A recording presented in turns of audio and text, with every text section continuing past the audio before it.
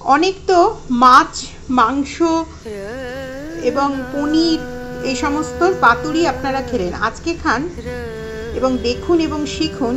সেই রেসিপির নাম হচ্ছে নিরামিষ পাতুরি। আজকে আমি বানিয়েছি নিরামিষ পাতুরি। এই নিরামিষ পাতুরি একেবারেই একটি অন্য রকমের রেসিপি এবং এটি আমার ঠাকুমার রেসিপি। কেমন করে বানালাম এই নিরামিষ রেসিপি, আসুন দেখে নিই। নমস্কার, আমি পারমিতা, আপনারা দেখছেন পারমিতার পাক। প্রথমে আমি দিয়ে দিচ্ছি পাঁচমেশালি সবজি, যার মধ্যে রয়েছে গাজর, কাঁচা কলা, কুমড়ো, আলু আর বিনস। এইগুলো হচ্ছে পাঁচমেশালি সবজি।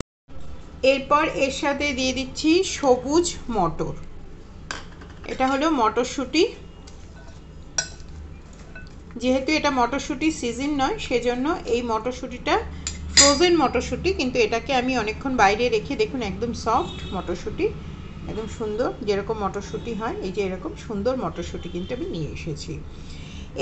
এটার সাথে আমি প্রথমে মেশাবো, এটার সাথে আমি মেশাবো কিছুটা লঙ্কার গুঁড়ো, কিছুটা হলুদের গুঁড়ো, কিছুটা ধনের গুঁড়ো এবং কিছুটা জিরের গুঁড়ো। দিয়ে দিচ্ছি 1 স্পুন লবণ। দিচ্ছি সর্ষের তেল, এখানে আমি 2 টেবিল স্পুন মতন সর্ষের তেল দিলাম। এই সর্ষের তেলটা কিন্তু পুরো রেসিপিটাকে বেঁধে রাখবে, এই যে এইভাবে।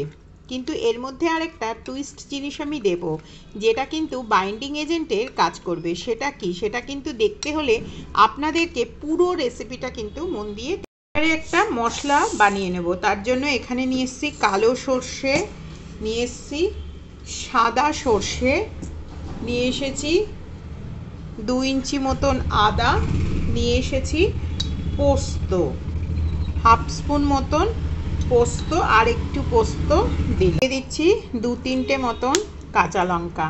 আজকে যে রেসিপিটা আমি এনেছি, এই রেসিপিটা আমার ছোটোবেলায় আমার ঠাকুমার কাছে দেখা রেসিপি। আমার ঠাকুমা এই রেসিপিটা বানাতো এবং আমি এটা দেখতাম এবং ঠাকুমার সাথে সাথে আমি খেতামও। সেসব দিনের স্বাদ আলাদা রকমের। তবে আজকে আমি যেটা এনেছি সেটা ঠাকুমাকে একটু মনে রেখে ঠাকুমার রেসিপি আমি নিয়ে এলাম।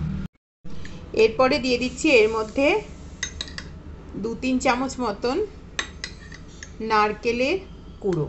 আমার ঠাকুমা এত বেশিও হিসাব নিকাশ কিন্তু জানতো না, কিন্তু তিনি একদম পারফেক্ট খাবার বানাতেন। তাই রান্না করার জন্য খুব বেশি হিসাব নিকাশের কিন্তু প্রয়োজন নেই। মা ঠাকুমার হাতের একটা অন্যরকম স্বাদ কিন্তু আমরা পেয়েই থাকি। এবারে এটাকে আমি বেটে নেব। এবারে এটা সম্পূর্ণভাবে এই যে মশলাটা নিয়ে এলাম, এই মশলাটা মিশিয়ে দেব। তখন অবশ্য মিক্সির প্রচলন ছিল না। তখন কি করত আমার ঠাকুমা, এইভাবে মিক্সিতে মশলাটা বাটতো এবং সেই শিলনোড়ায় বাটার স্বাদ কিন্তু অনেক বেশি সুন্দর হতো। এখন আমাদের সময়ের অভাব, শিলনোড়া রাখার অভাব, শহরাঞ্চলে একটু অন্যরকম জীবনযাত্রা, সেজন্য কিন্তু এই শিলনোড়ার ব্যবহার যে খুব বেশি হয় তা কিন্তু নয়। তবে আমি সাউথ ইন্ডিয়াতে থাকতে এসে আমি দেখেছিলাম যে শিলনোড়ার ব্যবহার না হলেও আমার ঠাকুমা কিন্তু যেরকমভাবে করতো, এখানকার ঠাকুমারাও, ওদের শিলগুলো একটু লম্বা লম্বা ধরনের হয়, ঠিক এই রকম দেখতে হয় ওদের শিলগুলো। তো এই শিলগুলোর মতনই ওরা কিন্তু নারকেলটা বেটে বেটে নেয় এবং ওরাও কিন্তু খাবারের মধ্যে একটু নারকেলের পেস্ট দিয়েই থাকে। ওদের সাউথ ইন্ডিয়ান রান্নার নারকেল কিন্তু অনিবার্য একটি জিনিস। এবারে এর মধ্যে আমি বেশ কিছুটা, এই যে মিক্সিটা ধুয়ে যে জলটা বেরোলো, মশলা টশলা লেগেছিল, সেই সমস্ত জল দিয়ে আরেকবার আমি সুন্দর করে এটা মাখিয়ে নিচ্ছি। এবারে এই টেকনিকটা একটু দেখবার আছে। আপনারা এখন পর্যন্ত অনেক মাছের পাতুরি, ডিমের পাতুরি, মোচার পাতুরি এবং ছানার পাতুরি খেয়েই থেকে। এখানে আমি একটা থালার মধ্যে কিছুটা গরম জল দিয়ে নিচ্ছি। দেখুন, এই যে কিছুটা গরম জল দিয়ে এবারে আমি এখানে এই যে কলা পাতাগুলো আমি একবার গরম জলে এপাশ ওপাশ করে দিচ্ছি। আপনারা যেরকম সেঁকে নেন, আমি একটু গরম জলে দিয়ে নিই, তাহলে কি হয়, আর আলাদা করে সেঁকতে হয় না। এই গরম জলে দিলেও কিন্তু কলা পাতা কোনো রকম আর মানে যেটা ভয় হয় ভেঙে যাবার সেটা কিন্তু হবে না। এই টেকনিকটা কিন্তু সোজা টেকনিক, এই পুড়িয়ে নেওয়ার থেকে আমার মনে হয়েছে। এবং এটা গরম জলেই আমি রাখবো, যতটা লাগবে একটা একটা করে আমি তুলে তুলে এটা ব্যবহার করব। এবারে এটাকে বাইন্ডিং এজেন্টের জন্য আমি দিয়ে দিচ্ছি এর মধ্যে সামান্য একটু বেসন। এই বেসনটা কিন্তু একদম এই খাবারটাকে বেঁধে রাখবে, না হলে কিন্তু এটা একটু ছাড়া ছাড়া মতন হয়ে যাবে। এরকম ছোট ছোট টিপস ও ট্রিক্স পেতে আপনারা আমার চ্যানেল পারমিতার পাকঘরকে অবশ্যই সাবস্ক্রাইব করে রাখুন, আর তার সাথে সাথে কিন্তু বেল আইকনটা বাজিয়ে রাখুন, কেননা যখনই আমি নতুন রেসিপি দেব আপনাদের কাছে পৌঁছে যাবে আমার চ্যানেলের ইনস্ট্যান্ট নোটিফিকেশান। এই যে এইগুলো এইভাবে দিয়ে, খুব বেশি না, একজন খেতে যেরকম লাগবে, যেরকম মাছের করেন ঠিক সেরকমই এটাও এইভাবে দিয়ে। এই প্রসঙ্গে বলি, আপনারা যদি একসাথে বানাতে চান তাহলে একটা পুরো বড়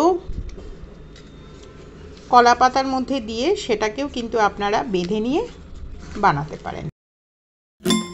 I don't think so. No, no, no, no. I don't think so. No, no, no, no. It's never, ever, ever, ever. I don't think so. No, no, no, no. I don't think so. No, no, no, no. It's never, ever, ever, ever, ever, ever gonna happen. একটু সাদা তেল দিচ্ছি, সাদা তেল, সর্ষের তেল, যা ইচ্ছেতে আপনারা কিন্তু এটা করতেই পারেন। এটাতে যে কোনো সাদা তেলেই করতে হবে, সর্ষের তেলেই করতে হবে এরকম কোনো মানে কিন্তু নেই। এবারে আমি একটা একটা করে এটাকে দিয়ে যেরকমভাবে পাতুরি বানাই, কিন্তু যেহেতু এগুলো কাঁচা সবজি সেজন্য এটাকে কিন্তু কুক হতে সময় দিতে হবে। সেজন্য অবশ্যই আপনাদেরকে মনে রাখতে হবে একটার গায়ে আরেকটা না লাগানোই ভালো, তাহলে কিন্তু কুক হবার সময় খুব বেশি জায়গাটা পাবে না। ভেপারটা কিন্তু দরকার। দুটো রয়ে গেল, সেই দুটো কিন্তু আমি পরে দেব। এবং এটাকে ঢাকা দিতে হবে এবং গ্যাসের ফ্লেম একদম কমিয়ে প্রায় এক পাশটা 20 মিনিট, আরেক পাশটা 20 মিনিট আস্তে আস্তে আস্তে আস্তে এটা বানাতে হবে। এবং এটা বানাবার পরেও এটাকে স্টিমেও রাখতে হবে প্রতিবার 5 মিনিট করে।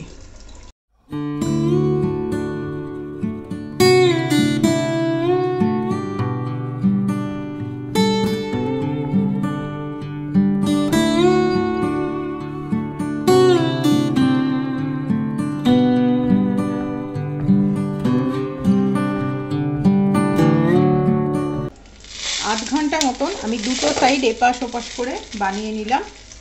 এই যে এটা কিন্তু তৈরি হয়ে গেছে। এবারে আপনাদেরকে আমি এটা পরিবেশন করে দেখাবো এটা কত সুন্দর তৈরি হলো। এবারে আমি এটাকে পরিবেশন করে নিচ্ছি। আপনারা এটা ভাতের সাথে খাবেন, ভাতের সাথে খেতে সবচেয়ে ভালো লাগবে।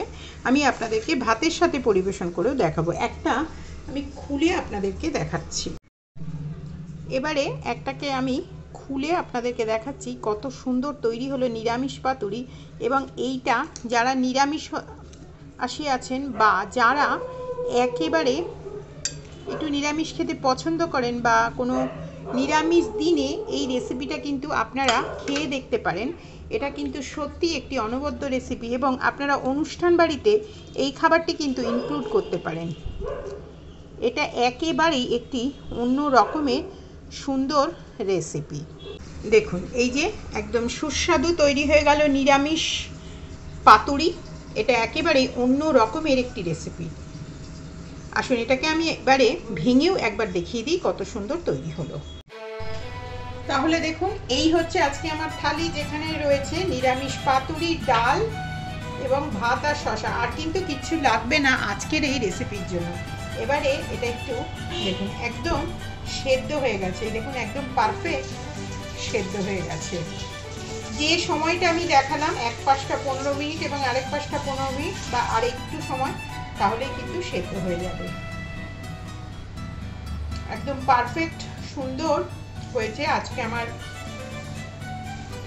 রেসিপি, যে রেসিপির নাম হচ্ছে নিরামিষ পাতুরি। তাহলে আজ এই পর্যন্তই। আগামীতে আমি আবার ফিরবো আপনাদের সঙ্গে একেবারে একটি নতুন রেসিপির সাথে।